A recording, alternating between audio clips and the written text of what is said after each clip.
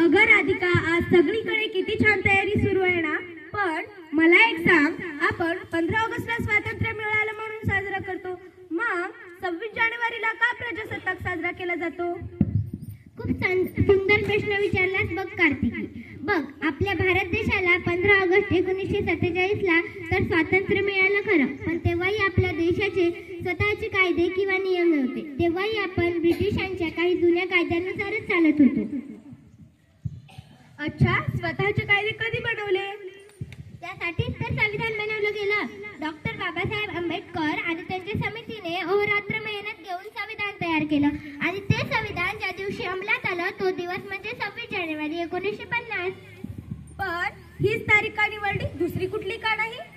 यामागे सुद्धा एक मोठा इतिहास आहे. आपल्या भारताच्या स्वातंत्र्य सैनिकांनी पहिल्यांदा 26 जानेवारी 1930 रोजी पूर्ण स्वराज्याची घोषणा केली होती आणि त्याच दिवसाची आठवण कायम राहावी म्हणून संविधानासाठी 26 जानेवारी ही तारीख निवडली गेली. समजलं. म्हणजे ज्या दिवशी आपल्या देशामध्ये लोकशाही आली आणि प्रजेची सत्ता सुरू झाली तोच हा प्रजासत्ताक दिन ना? अगदी बरोबर. म्हणूनच या दिवशी राष्ट्रपतींच्या हस्ते ध्वजारोहण केले जाते आणि आपण आपल्या लोकशाहीचा उत्सव साजरा करतो. खूपच छान माहिती दिलीस राधिका.